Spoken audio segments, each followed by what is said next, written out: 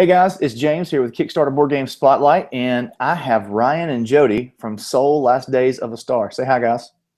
Hey, everybody. Hey. So this one I get to be a silly little kid about. I am super stoked about this game. I have been stalking it on their Kickstarter page and all things that they put out on the interwebs. I've been all over it. It looks fantastic. It's all the things that I want in a game. Being a super huge space nerd, Captain Matt Reynolds. Of course. Space Cowboys. So whatever planet you guys make closest to Miranda, I'm not saying that you should have a planet named Miranda, but you should. I'm going with the Space Cowboys or the Reavers, whichever one's the Reavers. I'm cool with that too. So that I can kind of roll that right into the first question. Really, where did you guys come up with this theme with the star dying and you're sucking in the energy from to fuel your arcs and all that sort of thing? Yeah, well, I mean, first, me and my brother have always been huge fans of the sun. I mean, the source of all life.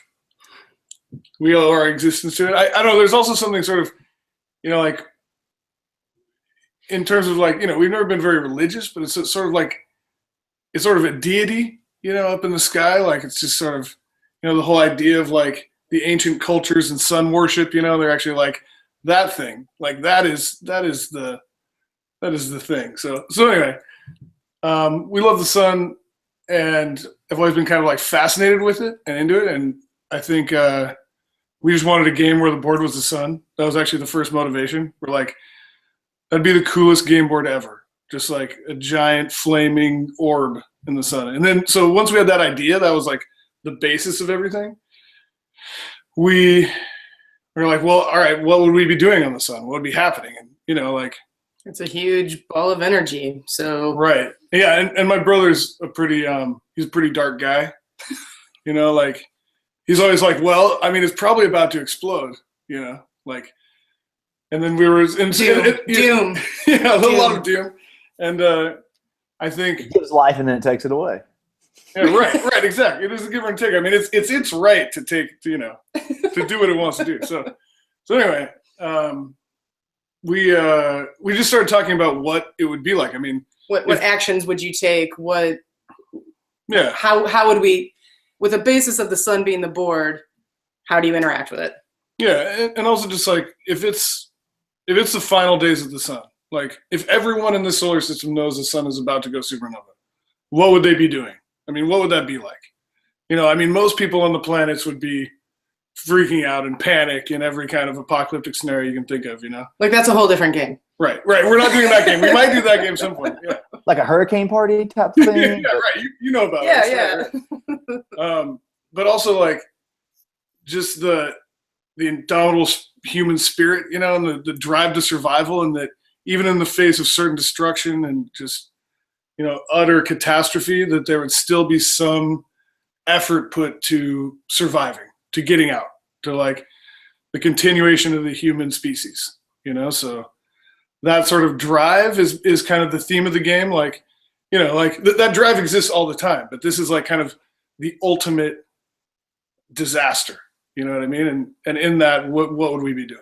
So what was it like making a board game with your brother? I mean, I have siblings. We wouldn't work well together. Oh, okay. Yeah, that's funny. Yeah, me and my brother, we grew up making stuff. Like, he's 5 years older than me. From the earliest time I can remember, we were making stuff up. All kinds of stuff. Like, we'd make claymation videos where the G.I. Joes were getting sucked into little, bloody vortexes, and we'd make music together, and we'd make, it just like constantly making things out of Legos and making, like my dad brought a computer home, and we were just like making things on the computer, making programs. And it was basically just like, we grew up in this kind of laboratory of creativity, and we were always just like, it was always together, and that kind of thing where we were always, the things we made, it was like I had an idea, and then he had an idea from that, and then he'd react and I'd react, and it would just like spin out into something that it never would have been. Yeah, watching alone, watching those two work together, it's always I don't know, it's pretty rare, because I know what you're getting at, right? Like, it's humans in general, much less siblings, collaborating on something doesn't always go so well.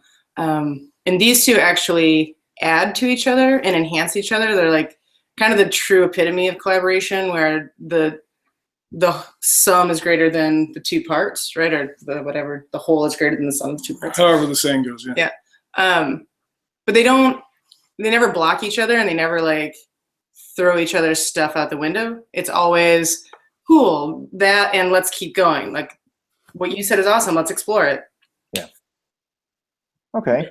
Well, that is a really good segue into what I think is one of the most interesting mechanics of the game, which is that mutual beneficial situation where I can build a thing and you can come over and you can suck all of my energy like a parasite.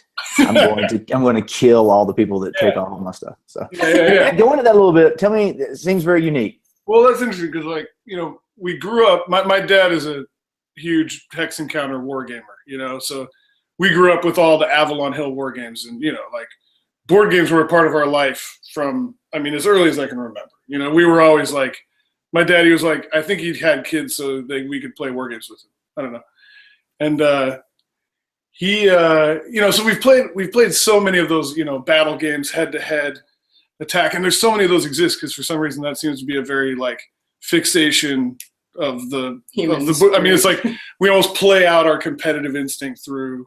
It's a guy thing. Let's just be honest. We like to smash things. Yeah, right. So, and there's this issue that happens a lot of times in those games where, so say you've got 4 people and 2 people attack each other and they're really just helping everybody else out, to their own detriment, so, and we've seen that happen so many times. Like, we just thought, what if we turned that on its head? What if instead the interaction comes through mutual benefit rather than mutual detriment? Like, how would the interaction happen there? Like, we feel almost like then there would be more of an incentive to interact because you would actually like you would want to provide things for other people so that you get the benefit from it, and also you'd want to use it because you get a benefit, and it's okay that other people also benefit too. So once we had that idea, we just thought, we turned the traditional relationship on its head, and then we tried it out, and it was really amazing. It's like and I think like when you were first developing the game, it was very clearly a great kind of puzzle game, and could easily go the way of being mutual solitaire, right? Which we really enjoy a lot of games like that.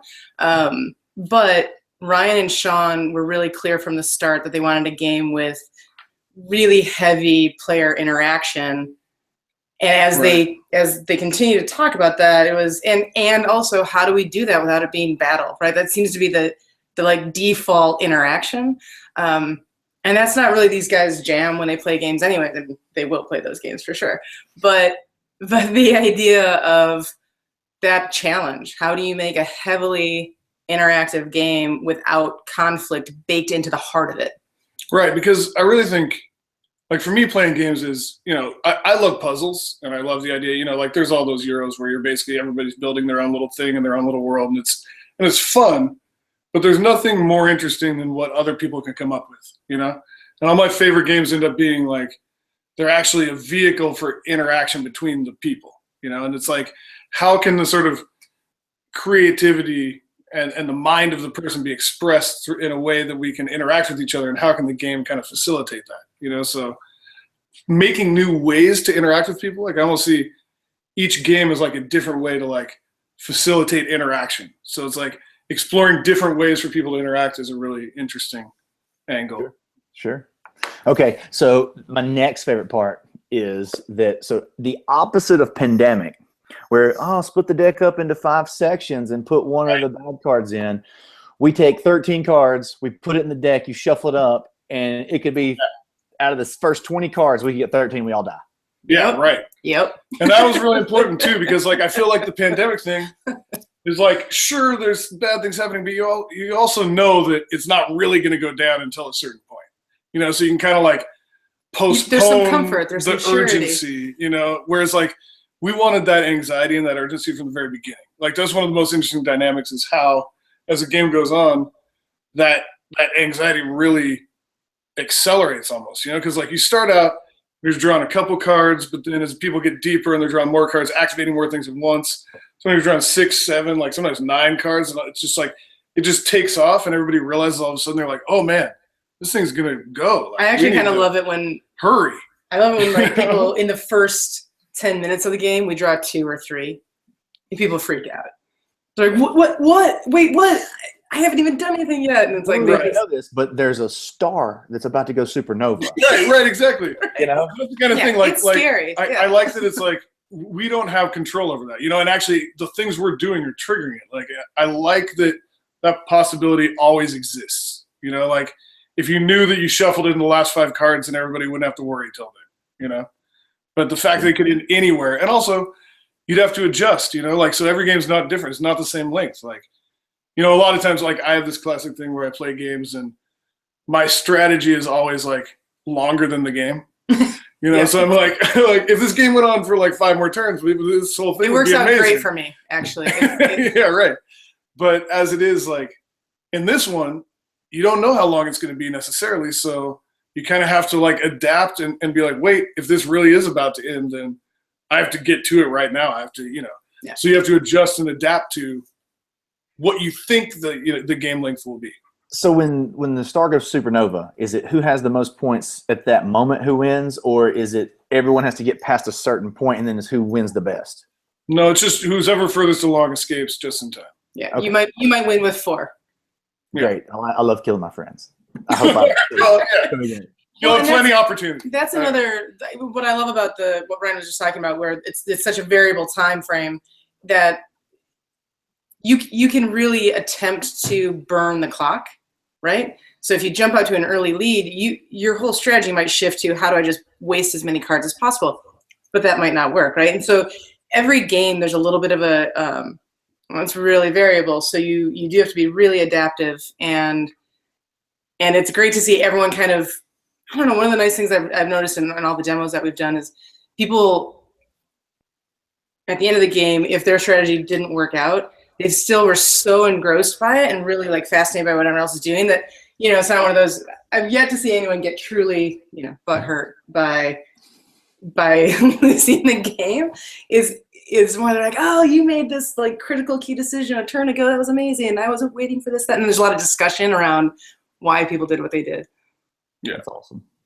So, okay, so 2 of the big things that I know that are very important to probably people that are watching this and that back bigger box games like this is how well does it play with 2? Because most people only got the spouse that they're playing with a lot of times.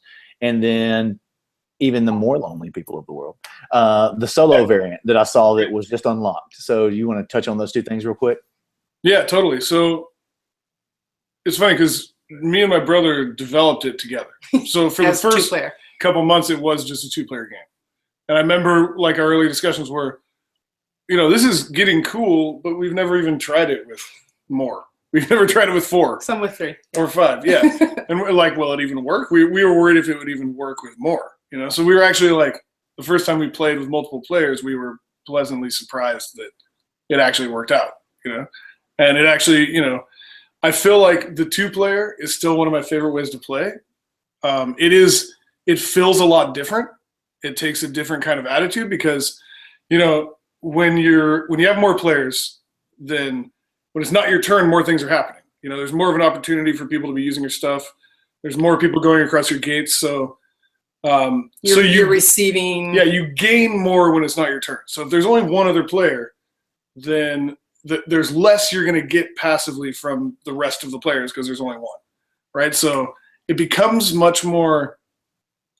I sometimes describe it as more chess-like. I mean, it's not like chess, but it's more like a duel. You know what I mean? And everything is much more critical. It's much tighter, but it's still really interesting. And it's still like me and my brother still love to play, just the 2 of us. You know, it's a different mindset. Like I feel like 5 players like a party. There's just stuff going on all over the place, and you can use this and that, and everybody, you know, everything's blowing up. The 2-player, it's much more. There's be much more mindful of how much benefit you're giving the other guy or girl, and it's a really interesting dynamic. Yeah. And as far as the solo variant, we just tried that out. You know, that was another thing that we were like, I wonder if it'll even work. And we speculated all this time, and then once we actually tried it, we're like, oh, this is amazing. So, you know, I think it's one of those things where it's like you just need to try it and find out. And well, and you know, I think it's kind of a magical thing about Solo, because I don't think these guys set out, I know they didn't set out to like make a game that's going to sell, 1 million copies, right? And make a game that's going to somehow become some sort of commercial success, right? So that was never the drive or the intention. Their sole intention was to make a really great game. That was it. They just wanted to make a game together. That was the whole purpose. And so there's something really magical about the core of the game that withstands a lot of variability, right? I mean, when they first designed the game, there weren't the suit effects. There was no suit effect things happening. And it was a super awesome game. And they added that in. It was great. So the idea of it scaling in this way, the core mechanics withstand a great deal of variability and customization in that way. So it's not terribly surprising to me that the solo player, without changing almost anything other than setup conditions, stands up and is a cool game. The one thing that's different in the solo is that every turn you're going to draw a card. Yeah. So, because usually it's like, other people are doing stuff, so they're drawing cards when it's not your turn. But when it's a solo, there has to be something that drives the game forward. And so the fact that you're drawing a card every turn, I mean, that's really like, there's this urgency to it. You can't screw around. It's like, it really makes it so you have to, you have to try and get after something as soon as possible. Because, it's like the sands in the hourglass are always going through, right? Like, yeah. That's and that was pretty much the main change. And the other thing that we've done is we've been playtesting a bunch of different scenarios. So basically we start with a certain configuration on the board. Like we got 2 energy nodes on either side, and then we got a tower in the core. And you start with 5 sundivers. And it's like, figure it out. What's the best you can do? You know what I mean? And then we'll change that scenario, and we have one where it's like, we introduce one suit effect card like chain, which gets you some points, but then you can't use towers. So like each scenario is kind of like a puzzle. So you can work on one and get better and better at it, or you can go to try another scenario, and then we're hoping that once we release them, other people will come up with scenarios, that they tried. Because like every starting configuration is like a new puzzle kind of to figure out. So it's been pretty fun. I've got a campaign mode already kind of like brewing in my head now. All right, awesome. Yeah. We'll stay on and talk with you after. We can. Okay, so all right, let's shift a little bit and talk about the Kickstarter a bit. So what's been the most difficult aspect of maybe even the game design transferring into the Kickstarter realm of the world?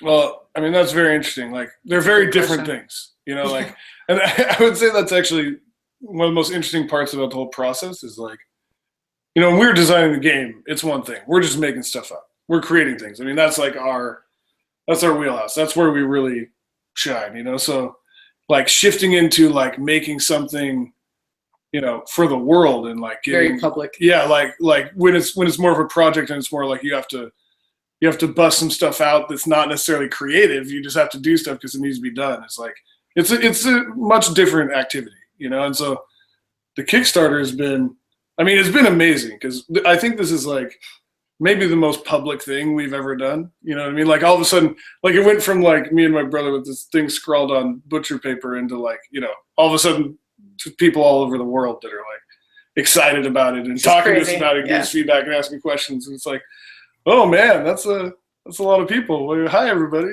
So. But I think like that to me is that's kind of the most exciting and unexpected bit of it.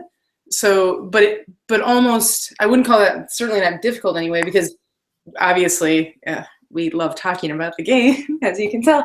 So that's been awesome, just like talking to people about the game nonstop. I think one of the most difficult things for me is it sheds a light on the complexity of trying to make everybody happy. Yeah, I should say Jody does a lot of the sort of like realistic, like making things happen side stuff. Like me and my brother made it up. Oh, we're getting some feedback. Yeah, let's see. We made it up, and it's like as for getting it into the world, that's another step. And Jody has a long history of making projects happen. Yeah, and so it's been really challenging. How do you balance one person being really vocal about wanting something from us, and trying to address all of it, like trying to, even if we can't make it happen or it doesn't align with our goals for the project, we want to respond to everybody, and we want to keep that relationship and that communication stream really open. So I think that's one of the most challenging bits, for sure. Okay, awesome. Yeah, shipping. Shipping's the pain. The internet's. Oh yeah. Oh. Shipping. I don't even want to. Let's just not. I don't want to make everybody's day gloom and doom. If anybody else watching this is messing with Kickstarters or trying to figure out how to fulfill, it's right. It's that. I actually have an interview coming up pretty soon with Nick from Fun Again Games talking about just distribution and fulfillment. They're out of Eugene, Oregon. That's up there in your guys' neck of the woods. Yeah, totally. Yeah. We like those guys. I think we've talked to Nick. We have. It totally. might be Nick. Yeah. Yeah, it's something that it needs a light shed on it. It needs more people understanding what an incredible process it is and what a huge mechanism is at play to make all this happen. It's a completely different engine than enjoying gameplay and backing things. There's this whole industry behind all of it, and it's a lot to sort through for sure. Yeah, it's pretty crazy. So, yeah, okay. So, I know I need unique motherships, so we're pretty close to the 75,000. Yeah, it's looking possible. We're hopeful for sure. I think we're 7K away, less than 7K. We've got. We're gonna get that. That's gonna happen. Okay, yeah. I hope so. We got today. Oh, is it, James? All right, cool. Well, thanks. I'm glad you worked that out. Yes, yes, it is. Yeah, we got today, tomorrow, and Wednesday. Really, it ends 8 a.m. Thursday morning. So. Okay, so everybody, if you haven't backed the game that are watching this, I don't know this side. You're gonna click on that button. You're gonna back this game. Awesome. I also saw on there that there's also a couple of the epic level pledges left. There's a few of those where you could name a planet Miranda, maybe, if you're willing to. Hey man, if you got an idea for a name, there's a way to do that. Yeah, and what we're planning on doing with that, and there was a level, I can't remember what it was, if it was called World, or where people can name a character in the mythos. That sold out in the first couple hours. But our plan for that is to work with you, for example, directly, if you want to name a planet. And that'll be an iterative process where we have some calls, we have some Google chats like this, and work it out together as the mythos gets further finalized. Right. Yeah, so hey, name a world. Get in on that. All you people. All you people. the red ships, they're gonna need to be tattered. I'm just saying, kind of got the spears coming out of them, and anyway. All right, so I know it's really hard when you are playtesting and building a campaign and all that stuff, but is there a game that you guys have got to play lately that you're digging, totally outside of your world? What do you got going on? Oh man, there's so many, but yeah, we still play a lot of games. One of my favorites of all is Dune. I don't know if you've ever gotten to play Dune. It's insane. Dune is, yeah. It's like when you were earlier when you were talking about the interaction between the players and getting in the mind space. I was sitting here going, "Oh, he's talking about Dune." That's what. Yeah, no, it's one of my favorite games of all time. It's a life experience. I don't know. I feel like I love the mythos too, and I don't know how much that contributes to it, but it's really just it's so masterful in terms of.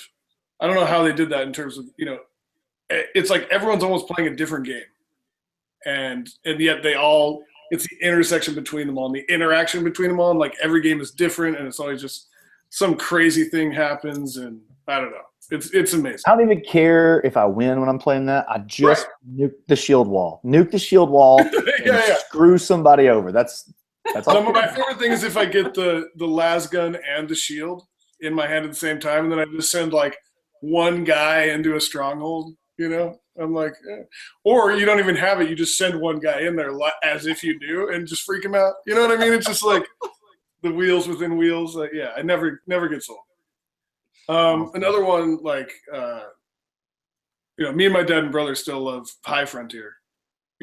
As for space games, like the old Phil Eklund game about launching into like building a rocket and launching it out of the solar system. I don't know if you ever gotten to play that one. It's like he actually, Guy was a rocket scientist. Right. It feels somewhat prohibitive initially, but it's actually not. There's a learning curve. But, there's a learning curve. But it's like he actually was a rocket scientist and then decided to make a board game about rocket science. And it's like, it's amazing. Yeah, Phil Eklund. It's like for kids. It's a light game. Yeah, it sounds like it. You would love it. What are you playing lately? I'm only playing my game, playtesting, and working on this Kickstarter from back there. That I don't get to play. That's a lie. That is a lie. It's up there on the wall up there. Arboretum. I got that. One of our favorites. Yeah. A really good brain burner. Yeah. It seems like such a simple game, and then all of a sudden, you have to discard, and you're like, "What?" I don't want to discard anything ever. Yeah. I want all the cards. Every single one of these cards is critical. What can I do? Every single one that you want to discard is going to help him. Like it's so the agony. Yeah, I love that game. Yeah. That's a good pile of stuff. We're checking out your shelves now. That's this side of the room. We won't point the camera at that side of the room. the other 3 walls covered in. Yeah, right. The wife. Never mind. Yeah, we're not gonna talk about that. Okay, so on that end, let me kind of put a bow tie on this little thing. So if you've got somebody, you've got 30 seconds in the elevator with them. What are you going to tell them to get them interested in backing your game? Oh man, do you know? Mm-hmm. Jody's better at this. I accost people in elevators all the time. I talk way too much. All right, I say Soul is. Oh shoot! Now I'm way on the spot. That's You're on hard. the spot. I know. I don't know. I generally go to the tension with.